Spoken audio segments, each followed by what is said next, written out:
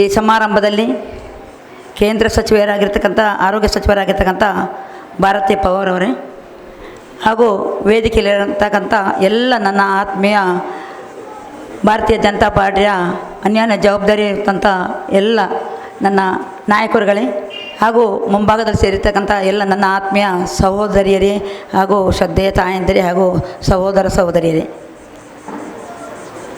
ಇವತ್ತು ನಾವು ಭಾರತೀಯ ಜನತಾ ಪಾರ್ಟಿಯಿಂದ ನಮ್ಮ ಕರ್ನಾಟಕದಲ್ಲಿ ಸುಮಾರು 12 ಜನ ಮಹಿಳೆಯರಿಗೆ ಸ್ಪರ್ಧೆಗೆ ಅವಕಾಶವನ್ನು ಕೊಟ್ಟಿದ್ದಾರೆ. ಈ ಸಂದರ್ಭದಲ್ಲಿ ನಮ್ಮ ದಕ್ಷಿಣ ಕನ್ನಡ ಜಿಲ್ಲೆಯಲ್ಲಿ ಇಬ್ಬರಿಗೆ ಅವಕಾಶವನ್ನು ಕೊಟ್ಟಿದ್ದಾರೆ. ಭಾಗೀರಥಿ ಮತ್ತು ಆಶಾ ತಿಮ್ಮಪ್ಪ ನಾವು ಜೊತೆಯಾಗಿ ಬೆಳೆದವರು. ಜಿಲ್ಲಾ ಪಂಚಾಯತಿಯಲ್ಲಿ ಜೊತೆಯಾಗಿ ಸಮಾಜ ಸೇವೆಯನ್ನು ಮಾಡಿಕೊಂಡು ಮತ್ತು ಸಮಾಜ ಸೇವೆ ಧ್ಯೇಯ ಅಂತ ತಿಳ್ಕೊಂಡು ನಾವು ಸೇವೆಯನ್ನು ಮಾಡಿದಂಥವರು.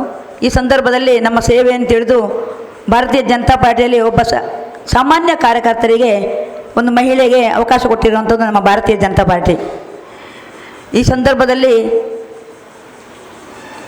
ನಮ್ಮ ಭಾರತೀಯ ಜನತಾ ಪಾರ್ಟಿಯ ಹಲವಾರು ಸದಸ್ಯರುಗಳು ಗ್ರಾಮ ಪಂಚಾಯಿತಿಯಲ್ಲಿ ಅಧ್ಯಕ್ಷರಾಗಿರ್ಬೋದು, ನಮ್ಮ ಸದಸ್ಯರು ಹಲವಾರು ಜನ ನಾವು ಸಮಾಜ ಸೇವೆಯನ್ನು ಮಾಡಿಕೊಂಡು ಕೆಲಸ ಮಾಡ್ತಾ ಇದ್ದೇವೆ. ಭಾರತೀಯ ಜನತಾ ಪಾರ್ಟಿ ಒಬ್ಬ ಮಹಿಳೆ ಹೊರಗೆ ಬಂದು ಮನೆ ಒಳಗಿದ್ದಂಥ ಒಂದು ಮಹಿಳೆ ಹೊರಗೆ ಬಂದು ಕೆಲಸ ಮಾಡಿದಾಗ ಯಾವ ರೀತಿ ಕೆಲಸ ಮಾಡ್ಬೋದೆಂಬುದನ್ನು ಇಟ್ಟುಕೊಂಡು ಒಬ್ಬ ತಾಯಿ ಒಂದು ಮಗನನ್ನು ಯಾವ ರೀತಿ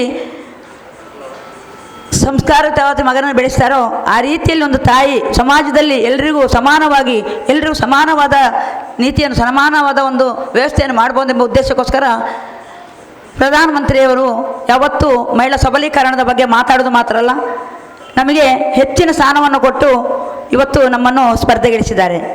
ಈಗಾಗಲೇ ನಾಮಪತ್ರ ಸಲ್ಲಿಸಿ ಆಗಿದೆ ಮತ್ತು ನೀವೆಲ್ಲ ಅಭೂತಪೂರ್ವ ಪ್ರಮಾಣದಲ್ಲಿ ಮೊನ್ನೆ ನಾಮಪತ್ರ ಸಲ್ಲೋ ಸಂದರ್ಭದಲ್ಲಿ ಅತ್ಯಂತ ಹೆಚ್ಚಿನ ಸಂಖ್ಯೆಯಲ್ಲಿ ಮಾತೆಯರು ಪುರುಷರು ಬಂದು ಈ ಒಂದು ಕಾರ್ಯಕ್ರಮವನ್ನು ಯಶಸ್ವಿಗೊಳಿಸಿ ಒಂದು ಮೆಸೇಜನ್ನು ನೀವು ಸಮಾಜಕ್ಕೆ ಕೊಟ್ಟಿದ್ದೀರಿ.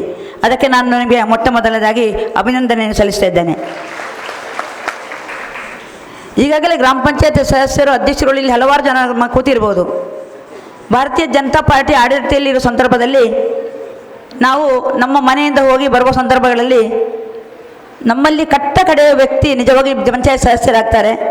ಅವರ ಕಷ್ಟ ಕಾರ್ಪಣ್ಯವನ್ನು ತಿಳಿದು ಭಾರತೀಯ ಜನತಾ ಪಾರ್ಟಿ ಆಡಳಿತ ಇರುವ ಕರ್ನಾಟಕದಲ್ಲಿ ಅಧ್ಯಕ್ಷರಾಗಿ ಇರುವಾಗ ಅವರಿಗೆ ಪ್ರಾರಂಭದಲ್ಲಿ ಕೇವಲ 300 ರೂಪಾಯಿ 600 ರೂಪಾಯಿ ಇದ್ದಾಗ ನಮ್ಮ ಸರ್ಕಾರ ಬಂದಿರೋ ಸಂದರ್ಭದಲ್ಲಿ 3000 ಮಾಡಿ ಪುನಃ 6000ಕ್ಕೆ ಏರಿಸಿ ಒಂದು ಮಹಿಳೆಯರಿಗೆ ಸ್ವಾವಲಂಬಿಯಾಗಿ ಅವರು ನಿಜ ಒಬ್ಬ ಪಂಚಾಯತ್ ಸದಸ್ಯ ಆದ ಮೇಲೆ ಅವರಿಗೆ ಮನೆಯಲ್ಲಿ ಯಾವುದೇ ಕೆಲಸ ಮಾಡಲಿಕ್ಕೆ ಆಗೋದಿಲ್ಲ. ಜನರ ಸಮಸ್ಯೆಗೆ ಅವರು ನಮ್ಮನ್ನು ತೊಡಗಿಸಿಕೊಳ್ಬೇಕಾಗಿದೆ. ಆ ಸಂದರ್ಭದಲ್ಲಿ ಒಬ್ಬ ಮಹಿಳೆ ಕೂಲಿ ಕೆಲಸ ಮಾಡಿ ಸಹಿತ ನಮ್ಮ ಭಾರತೀಯ ಜನತಾ ಪಾರ್ಟಿಯಲ್ಲಿ ಒಬ್ಬ ಸದಸ್ಯ ಆಗಿರೋ ಸಂದರ್ಭದಲ್ಲಿ ಅವರು ಒಂದು ಸಮಾಜದಲ್ಲಿ ಒಂದು ನೇರವಾಗಿ ನಡೀಬೇಕಿದ್ರೆ ಅವಳ ಖರ್ಚು ವೆಚ್ಚಗಳಿಗೋಸ್ಕರ ಕೇವಲ 1500 ರೂಪಾಯಿ ಇದ್ದನ್ನು 6000ಗೆ ಏರಿಸಿದಂಥದ್ದು ನಮ್ಮ ಭಾರತೀಯ ಜನತಾ ಪಾರ್ಟಿ.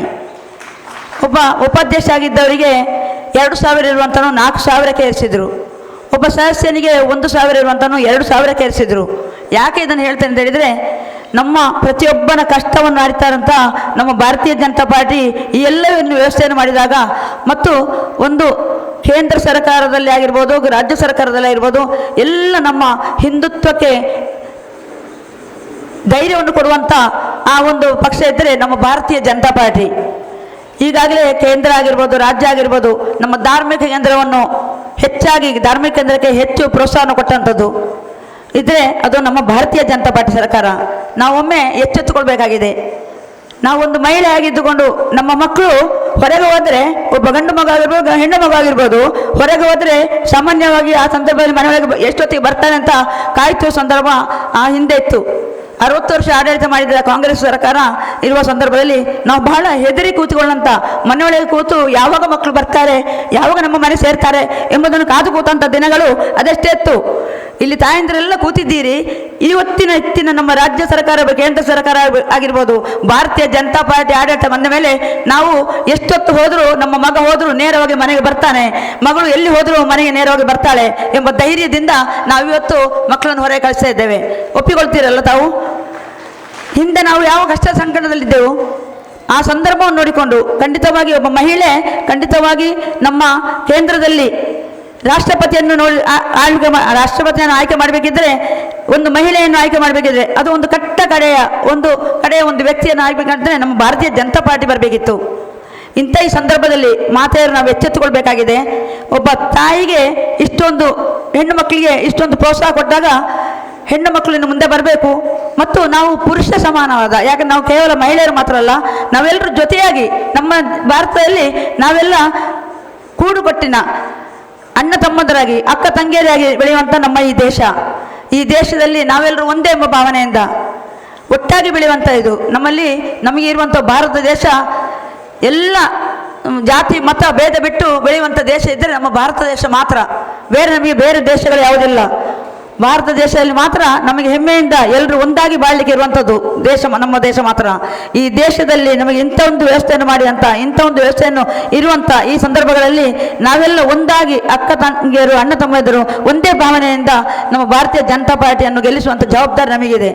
ನನಗೆ ಇನ್ನೊಂದು ಹೆಮ್ಮೆ ಎನಿಸುವಂಥದ್ದು ಪುತ್ತೂರಿನ ನಮ್ಮ ಕಣ್ಮಣಿ ಮುಂದೆ ಶಾಸಕರು ಅವರು ಇಲ್ಲಿ ಎಷ್ಟು ಅಭಿವೃದ್ಧಿ ಮಾಡಿ ಅಂತ ಹೇಳಿದರೆ ಅದು ಹೇಳಲಿಕ್ಕೆ ನನಗೆ ಸಾಧ್ಯ ಇಲ್ಲ. 5 ವರ್ಷದ ಹಿಂದೆ ನಾವು ಪುತ್ತೂರಿಗೆ ಬಂದಾಗ ಈ ಪುತ್ತೂರಿನ ಚಿತ್ರಣ, ಈಗ 5 ವರ್ಷ ಕಳೆದು ಬಂದ ಮೇಲೆ ನಮ್ಮ ಪುತ್ತೂರಿನ ಚಿತ್ರಣ ನೋಡಿದಾಗ ಏನೋ ಅಜಗಜಾಂತರ ವ್ಯತ್ಯಾಸ ಕಾಣ್ತಾ ಇದೆ. ಅಂದರೆ ಅಷ್ಟು ಅಭಿವೃದ್ಧಿ ಆಗಿದೆ. ಒಂದು ಗ್ರಾಮ ಪಂಚಾಯಿತಿಗೆ ನಾನು ನಗರ ಪಂಚಾಯತ್ ಜಿಲ್ಲಾ ಪಂಚಾಯತ್ ಪ್ರಾರಂಭ ಅಧ್ಯಕ್ಷ ಸದಸ್ಯ ಆಗಿದ್ದಾಗ ನಮ್ಮ ಜಿಲ್ಲಾ ಪಂಚಾಯತಿ ಆಗಿರ್ಬೋದು ಗ್ರಾಮ ಪಂಚಾಯತಿ ಆಗಿರ್ಬೋದು ಕೇವಲ 50,000 1 ಲಕ್ಷ 10 ಲಕ್ಷ ಕೆಳಗೆ ಮೇಲೆ ಬಂದಂಥ ಅನುದಾನ ನಾನು ನೋಡಲಿಲ್ಲ. ಈಗ ಒಂದು ಬೂತ್ ಮಟ್ಟಕ್ಕೆ 10 ಕೋಟಿ 12 ಕೋಟಿ 15 ಕೋಟಿ 20 ಕೋಟಿ ತಮಗೆಲ್ಲ ಗೊತ್ತಿದೆ. ಇಲ್ಲಿ ಪಂಚಾಯತ್ ಸದಸ್ಯರುಗಳು ಇರ್ಬೋದು, ಇಲ್ಲೆಲ್ಲ ತಾಯಂದಿರಿಗೆ ಗೊತ್ತಿದೆ ಎಷ್ಟೆಷ್ಟು ಅನುದಾನ ತಂದಿದ್ದಾರೆ ಅಂತ. ಆದರೆ ನಮ್ಮ ಭಾರತೀಯ ಜನತಾ ಪಾರ್ಟಿಯಲ್ಲಿ ಒಬ್ಬ ಪಕ್ಷಕ್ಕೆ ಸೇರಿದ ಮೇಲೆ, ಒಬ್ಬ ಜನಪ್ರತಿನಿಧಿ ಆದ ಮೇಲೆ ಪ್ರತಿಯೊಬ್ಬ ಇಲ್ಲಿ ಜಿಲ್ಲಾ ಪಂಚಾಯತ್ ತಾಲೂಕು ಪಂಚಾಯತ್ ಗ್ರಾಮ ಪಂಚಾಯತ್ ಯಾರೇ ಸದಸ್ಯರಾಗಿರ್ಬೋದು, ನಮ್ಮ ಪುರುಷರ ಸದಸ್ಯರಾಗಿರ್ಬೋದು, ಒಮ್ಮೆ ಅವರಿಗೆ ಜವಾಬ್ದಾರಿ ಕೊಟ್ಟ ಮೇಲೆ ಅವನ್ನೆಲ್ಲವನ್ನು ಮನೆಯ ವ್ಯವಹಾರವನ್ನು ಬಿಟ್ಟು ಸಮಾಜಕ್ಕೋಸ್ಕರ ಇರುವಂಥದ್ದು ನಮ್ಮ ಭಾರತೀಯ ಜನತಾ ಪಾರ್ಟಿಯ ಕಾರ್ಯಕರ್ತರು ಮತ್ತು ಸದಸ್ಯರುಗಳು. ಅದನ್ನು ನಾನು ಸಂಜೀವಣ್ಣನ ಬಗ್ಗೆ ಹೇಳೋದಿದ್ದರೆ ಅವರೆಲ್ಲವನ್ನು ಮನೆಯ ಎಲ್ಲ ಕಾರ್ಯಕ್ರಮ ಬಿಟ್ಟು ಪೂರ್ತಿಯಾಗಿ ನಮ್ಮ ಸಮಾಜಕ್ಕೆ ಪಕ್ಷಕ್ಕೆ ದೇಶಕ್ಕಾಗಿ ಹೊರಟಂಥ ಆ ಭಾರತೀಯ ಜನತಾ ಪಾರ್ಟಿಯಲ್ಲಿ ಕೆಲಸ ಮಾಡಿಕೊಂಡು ಮತ್ತು ಜನಪ್ರತಿನಿಧಿಯಾಗಿ ಇಷ್ಟೆಲ್ಲ ಅನುದಾನವನ್ನು ಕೊಟ್ಟುವ ಸಂದರ್ಭದಲ್ಲಿ ಅವರನ್ನು ಅತ್ಯಂತ ಹೆಚ್ಚಿನ ಅಂತರದಲ್ಲಿ ಅವತ್ತು 19,000 ಲೀಡಿನಲ್ಲಿ ಗೆಲ್ಲಿಸಿಕೊಟ್ಟಿದ್ದೀರಿ. ಅದಕ್ಕೆ ನಮ್ಮಲ್ಲಿ ಒಂದು ಋಣ ಅಂತಿದೆ. ಆ ಋಣವನ್ನು ತೀರಿಸುವಂಥ ಅವಕಾಶ ನಿಮಗೆ ಇವತ್ತು ಬಂದಿದೆ. ಸಂಜೀವಣ್ಣ ಮಾಡಿದಂಥ ಕೆಲಸಕ್ಕೆ ಆ ಋಣವನ್ನು ತೀರಿಸಬೇಕಿದ್ದರೆ ಈಗ ನಮಗೊಂದು ಅವಕಾಶವನ್ನು ಅದನ್ನು ನಾವು ತಪ್ಪಿಸಿಕೊಳ್ಬಾರ್ದು.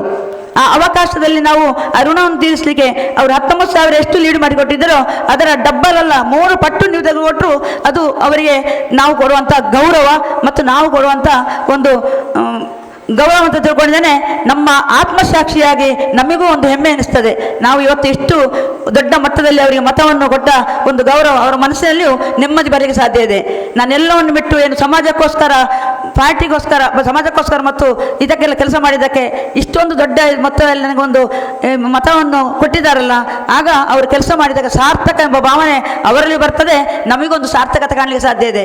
ಆ ಋಣವನ್ನು ತೀರಿಸುವ ಅವಕಾಶ ಈಗ ಬಂದಿದೆ. ತಾವೆಲ್ಲರೂ ತಾಯಂದಿರು ಈ ಒಂದು ಅವಕಾಶವನ್ನು ತಪ್ಪಿಸಿಕೊಳ್ಳದೆ ಇವತ್ತಿನಿಂದಲೇ ಮನೆಗೆ ಭೇಟಿ ಮಾಡಿ ಕೇಂದ್ರ ಸರ್ಕಾರದ ಬಂದಂಥ ಎಲ್ಲ ಯೋಜನೆಗಳನ್ನು ರಾಜ್ಯ ಸರ್ಕಾರದ ಬಂದಂಥ ಎಲ್ಲ ಯೋಜನೆಗಳನ್ನು ತಲುಪಿಸುವ ಮುಖಾಂತರ ನಾವು ಹೆಚ್ಚಿನ ಮನವನ್ನು ಪರಿವರ್ತನೆ ಮಾಡಿ ಮನಸ್ಸನ್ನು ಪರಿವರ್ತಿಸಿ ಮತ್ತು ಮತವಾಗಿ ಪರಿವರ್ತನೆಗೊಂಡು ನಮ್ಮ ಭಾರತೀಯ ಜನತಾ ಪಾರ್ಟಿಯ ಕಮಲದ ಚಿಹ್ನೆಗೆ ಮತವನ್ನು ಹಾಕಿ ಅತ್ಯಂತ ಹೆಚ್ಚಿನ ಅಂತರದಲ್ಲಿ ಗೆಲ್ಲಿಸಿಕೊಳ್ಬೇಕು ಅಂತ ಈ ಸಂದರ್ಭದಲ್ಲಿ ನಿಮ್ಮಲ್ಲಿ ವಿನಂತಿಸಿಕೊಳ್ತಿದ್ದೇನೆ.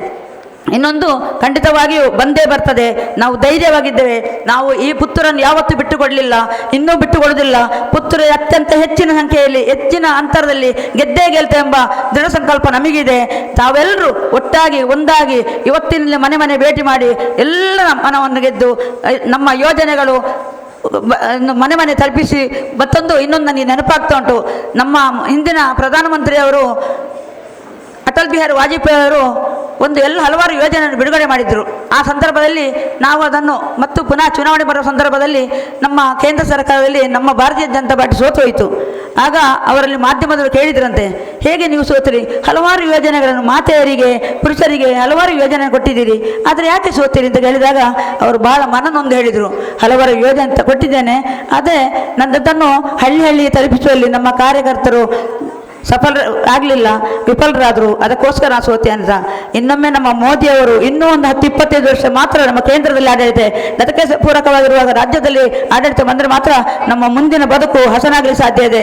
ನಾವು ನೇರವಾಗಿ ನಮ್ಮ ಹಿಂದುತ್ವದ ಮತ್ತು ಅಭಿವೃದ್ಧಿಯಲ್ಲೇ ನಮ್ಮ ಚುನಾವಣೆಯಲ್ಲಿ ಈ ಸಂದರ್ಭದಲ್ಲಿ ಅತ್ಯಂತ ಹೆಚ್ಚಿನ ಹಂತದಲ್ಲಿ ಗೆಲ್ಲಿಸಿಕೊಡ್ತೇನೆ ಎಂಬ ವಿಶ್ವಾಸದಿಂದ ನಿಮ್ಮೆಲ್ಲರಿಗೂ ವಂದಿಸಿ ನನ್ನೆರಡು ಮಾತನ್ನು ಕೊನೆಗೊಳಿಸುತ್ತೇನೆ. ಜೈ ಹಿಂದ್, ಜೈ ಭಾರತ್ ಮಾತೆ.